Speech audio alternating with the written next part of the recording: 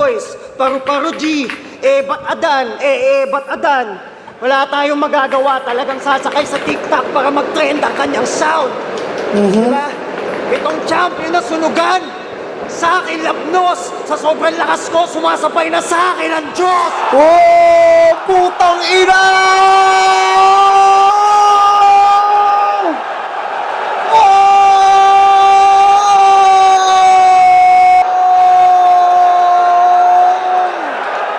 Fuck! Gago, grabe yun ah! Wala na, tapos na. Game over. I'm a fan, bro! Grabe yun, papapicture ako dito pag nakita ko to. G, ba't adan? Wala tayong magagawa, talagang sasakay sa TikTok para mag-trend ang kanyang sound. Umulan na naman. Diba? Itong champion na sunugan, sa akin lapnos, sa sobrang lakas ko, sumasabay na sa akin ang Diyos!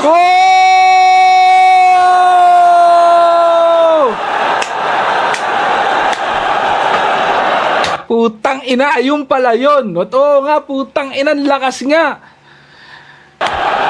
Ayun, freestyle yun. Putang ina.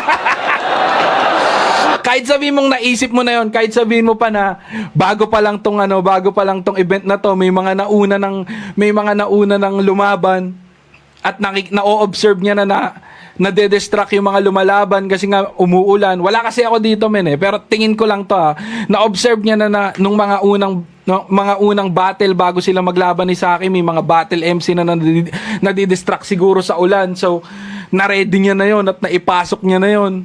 Pero para sa akin yung timing tsaka yung linis nung pag-switch from sulat papuntang freestyle, para sa akin sobrang ganda nun. Putang ina. Hindi mo talaga siya inaasahan. Itong champion na sunugan, sa akin lapnos, sa sobrang lakas ko, sumasabay na sa akin ang Diyos! Ayan, inabutan ko yan.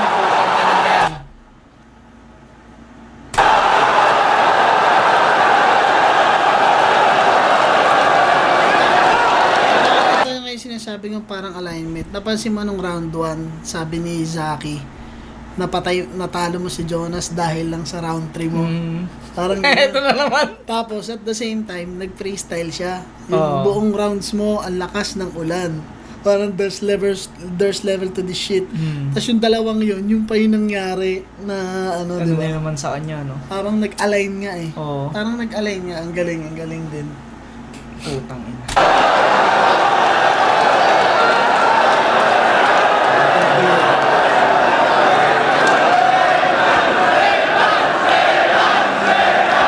Ito, ibibase ko na to para sa akin, Tingin ko yaw, hindi freestyle yun. Yun talaga, putang ina, Ano di yan? ba? May bombero yan sa May ano bubong. yan, no? Hindi, sabi ni Saytays, may bombero daw yan sa bubong. Kasi ano, no? Parang may pinatay nga daw sa likod. Ang kulit ng mga tao eh, no? May pinatay daw sa likod. Pero may switch. Putang ina. Wala tayong magagawa, talagang sasakay sa TikTok para mag-trend ang kanyang sound. Diba? Itong champion na sunugan, sa akin lapnos, sa sobrang lakas ko, sumasabay na sa akin ang Diyos! May pasok na kasi agad yan, no? Biglang bumungos. Ang kakulit eh. Hindi niya rin mapagilan yung body language yun.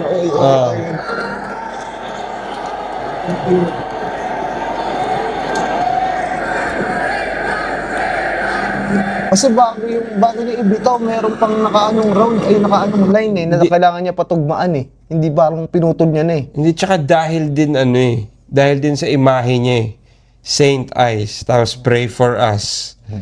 Pasok din Pasok din sa konsepto Oo na nga, parang oo, kung ibang no? rapper yun kasi hindi ganun siya ka-effective, pero dahil siya yung gumawa niyan, parang nagdilang anghel kasi yung dating Divine moments. Di ba? Divine intervention talaga Gets naman, gets. Sa live, malakas talaga na yung puntos yun. Wala tayong magagawa, talagang sasakay sa TikTok para mag-trend ang kanyang sound. Diba? Umulan. Itong champion na sunugan, Sa akin lapnos, sa sobrang lakas ko, sumasabay na sa akin ang Diyos! Ay! Putang ina! Patay ka dyan! Patay ka dyan! Ay! Ay, ay, ay. Yun ang magiging problema ni Saki dito. Tingin ko na, parang alam ko na kung ano ipapanalo ni Saint Ice. Ang bigat kasi ng akusasyon na ginawa ni Saki about the scripted freestyle. Pero 2 round na pinapatunayan ni Saint Ice mula doon sa turntable. Although, pwede naman din talagang parang pre-made siya. Kasi, matagal nang may turntable dyan eh. Every event. Pero sinundutan niya yung rebat na R, kaya laging may W o wins.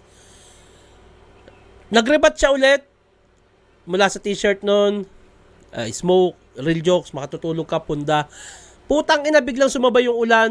Sinundutan niya ng freestyle sa gitna. Kailangan niyang, yung gantong freestyle sa gitna, kailangan niyang sundutan pa to ng tuloy-tuloy na hindi niya malilimutan yung round niya. Grabe yun, tang ina. Ayun yung room shaker na tinatawag at ano yun eh. Isa yun, ito yung parang pang knockout punch po siya. Alam mo yung sa MMA putang ina, kumbaga si Anderson Silva biglang pinilayan. Putang ina yan. Sa akin lapnos, sa sobrang lakas ko, sumasabay na sa akin ang Diyos! Oh. Wow, panggiba. Panggiba to, panggiba. Alam, ramdam ko na. Kailangan lang maituloy ni Saint Ice yung round niya. Kailangan.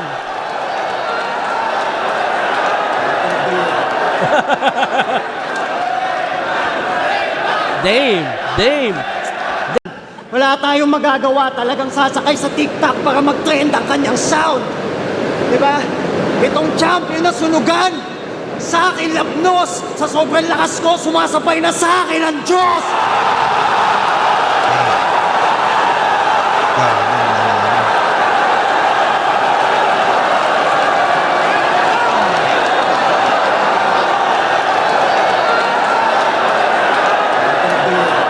Mamaw eh, no? Putang ina, mamaw.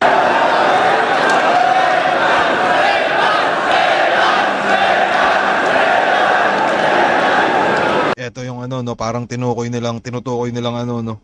Yun nga, parang sobrang lakas ng sulat ni Zaki, tas biglang boom. Putang ina, may biglang ganitong pangyayari na tangina, saludo kay Saint Ice sa pagsugal sa mga ganito eh, no? Kasi isipin mo, putang ina, halimbawa umulan, tas walang kwenta yung freestyle na nabitaw niya. Wala, tangina, laglag siya pare. Pakiramdam ko lang. Tingin ko baka yung mga susunod na magiging punchlines neto ni Saint Ice, ano na, mukhang papalo na ng papalo kasi yun nga, nakakuha siya ng atensyon, nakakuha siya ng momentum. So, minsan na-amplify nung momentum na yun yung ibang sulat na ibibitaw mo eh. Pero putang ina, grabing sugal men, grabing. Yun nga, parang napakahalimaw na ni Zaki sa round, tapos sa simpleng ganun lang, putang ina, biglang babaliktad yung ano. Tang inang yan. Isa pa nga. Grabe yun. Tuwa sila oh. Lakas ng ulan eh. No? Itong champion na sunugan, sa akin lapnos, sa sobrang lakas ko, sumasabay na sa akin ang Diyos! Gago. Tuwang-tuwa yung mga nasa paligid oh.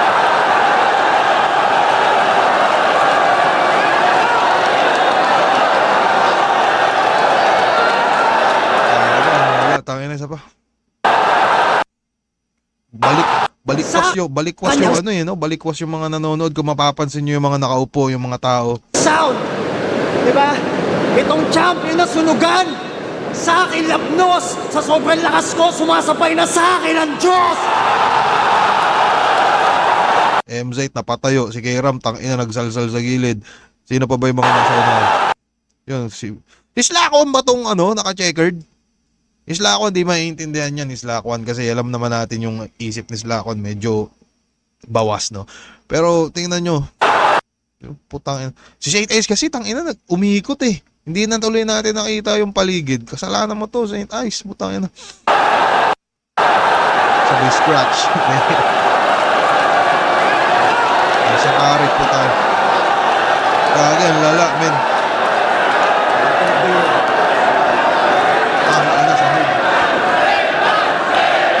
Outdoor boys, paru-paru G, bat adan, bat adan. Wala tayong magagawa, talagang sasakay sa TikTok para mag-trend ang kanyang sound. Di ba? Itong champion na sunugan, sa akin lapnos, sa sobrang lakas ko, sumasabay na sa akin ang Diyos!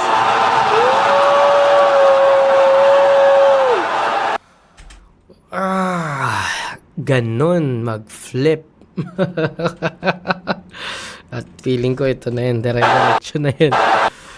Alam mo yun, sobrang saludo dahil di siya napipikon dahil sa ulan, alam mo yun. At sumasakto tuwing rounds niya pa nangyayari yun. Parang tangina, double down. And 2-0 na si Zaki. Sinubok ka ni God, brother Ice. Tinignan kung gaano ka strong ang faith mo, and ayan na. Binigyan kanya ng weapon.